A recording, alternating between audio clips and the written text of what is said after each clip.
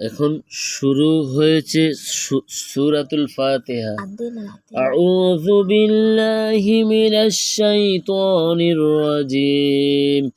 বিসমিল্লাহির রহমানির রহিম।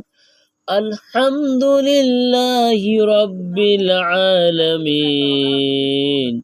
আর রহমানির রহিম। মালিকি ইয়াউমিদ্দিন। إياك نعبد وإياك نستعين.